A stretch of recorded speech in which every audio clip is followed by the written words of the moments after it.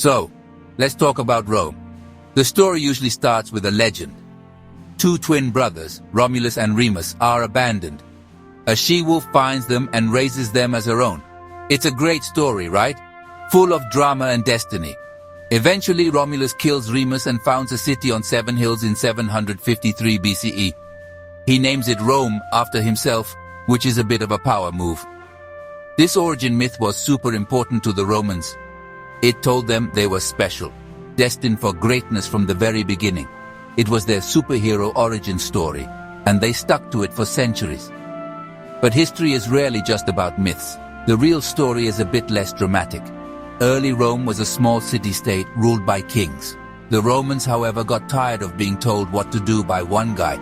In 509 BCE, they kicked out their last king, Tarquin the Proud, and they said, never again. They created something new, something they called a public thing. We call it a republic. The idea was that power should be shared. Not with everyone, of course. This was ancient Rome, not modern democracy, but among a select group of elite citizens who served in the Senate. The Roman Republic was all about checks and balances. They had 2 leaders called consuls, who were elected for just 1 year. This was brilliant because one consul could stop the other from getting too powerful. The Senate, made up of experienced former officials, gave advice and made major decisions. This system was designed to prevent tyranny, and for a while, it worked really well. It provided the stability Rome needed to start looking beyond its own walls and thinking about expansion. It was a government built for conquest even if they didn't know it yet. And expand they did. Rome fought a series of brutal wars that turned them into a superpower. First, they took over the Italian peninsula. Then they looked across the sea and saw Carthage, another powerful city in North Africa. The fights between Rome and Carthage are known as the Punic Wars. They were epic. There were elephants crossing mountains, incredible naval battles, and brilliant generals like Hannibal. In the end, Rome won. They destroyed Carthage completely and took control of the entire Mediterranean Sea, which they started calling our sea. This tiny city-state was now a massive, sprawling republic. But here's the thing about massive, sprawling republics. They are hard to manage. The system that worked for a small city was now straining under the weight of an empire.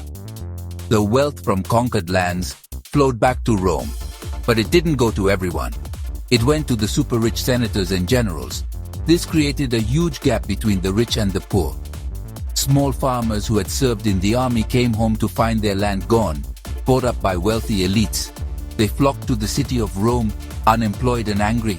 This social tension was like a powder keg waiting for a spark. The spark came in the form of ambitious generals. These men, like Marius and Sulla, realized something important. The angry, landless poor made excellent soldiers, and these soldiers were more loyal to the general who paid them than to the abstract idea of the republic. So generals started using their private armies to march on Rome and take power for themselves. The late Republic was a time of brutal civil wars. The rules of the game were breaking down. The system of shared power was collapsing, replaced by the rule of the strongest man with the biggest army. And then came the most famous Roman of all, Gaius Julius Caesar. Caesar was a genius. He was a brilliant general, a talented writer, and an incredibly sharp politician. He conquered Gaul, which is modern-day France, and became fabulously wealthy and popular. His soldiers adored him. The Senate, back in Rome, got very nervous. They saw Caesar as a threat. They ordered him to give up his army and come home. Caesar had a choice: obey and face his political enemies, or defy the Senate and start another civil war. He chose civil war. In 49 BCE, he famously crossed the Rubicon River with his army, a point of no return. He marched on Rome, defeated his rivals, and made himself dictator. Not just dictator, but dictator for life. He started making popular reforms, giving land to soldiers and jobs to the poor. But to many senators, he looked just like one of those kings they had kicked out centuries ago. A group of them, calling themselves the Liberators, decided to act. On the Ides of March in 44 BCE, They surrounded Caesar in the Senate and stabbed him to death. They thought they had saved the Republic. They were wrong. Caesar's death didn't fix anything. It just started another round of civil wars. This time, the main players were Caesar's adopted son, Octavian, and his top general, Mark Antony. For over a decade, they fought for control. It all came to a head at the naval battle of Actium in 31 BCE. Octavian won. Mark Antony and his famous ally, Queen Cleopatra of Egypt, took their own lives. At just 32 years old, Octavian was the undisputed master of the Roman world. The Republic was officially dead. The Roman Empire was about to be born. But Octavian was clever. He knew Romans hated the word king, so he didn't call himself a king or an emperor. He took the title, which means first citizen. He pretended that he was just restoring the Republic. It was a political masterpiece. He kept the Senate, he kept the consuls, but he held all the real power. The Senate gratefully gave him a new name, Augustus. And as Augustus, he would rule for over 40 years, bringing an end to a century of chaos and civil war. He established a new political order that would last for centuries. The reign of Augustus marked the beginning of an amazing period of stability and prosperity. We call it the Roman peace. For about 200 years, the Roman Empire was relatively peaceful. Trade flourished. Ideas spread. A person could travel from Britain to Syria using Roman roads and Roman currency, all under the protection of Roman law. It was an unprecedented era of unity and connection across a vast territory. The empire became a single, interconnected economic and cultural zone, something the world had never seen before on this scale. This was the age of famous emperors and incredible achievements. After Augustus came emperors like Trajan, who expanded the empire to its largest size, and Hadrian, who built a massive wall across Britain to mark the frontier. And then there was Marcus Aurelius, the philosopher king who wrote a famous book called While Fighting German Tribes on the Border. During the Pax Romana, the Romans built amazing things. Aqueducts that carried water for miles, huge amphitheaters like the Colosseum for entertainment, and a network of roads that connected their vast empire. This was Rome at its peak. Of course, good times don't last forever. After the Pax Romana ended around 180 CE, things started to go wrong. Really wrong. The 3rd century was a period of intense chaos known as the crisis of the 3rd century. The formula for becoming emperor became simple. Have an army, kill the current emperor, and take the throne. In one 50-year period, Rome had over 20 different emperors, and well, almost all of them were assassinated. This constant civil war was just a disaster. Armies were busy fighting each other instead of defending the borders. The economy was also a mess. With all the fighting, trade broke down. To pay for the endless wars, emperors just started making more coins with less silver in them. This caused massive inflation. Money became almost worthless. People went back to bartering. At the same time, barbarian tribes like the Goths and the Franks started pouring across the frontiers. And to top it all off, a series of plagues swept through the empire, killing millions of people. The Roman world seemed like it was literally falling apart at the seams.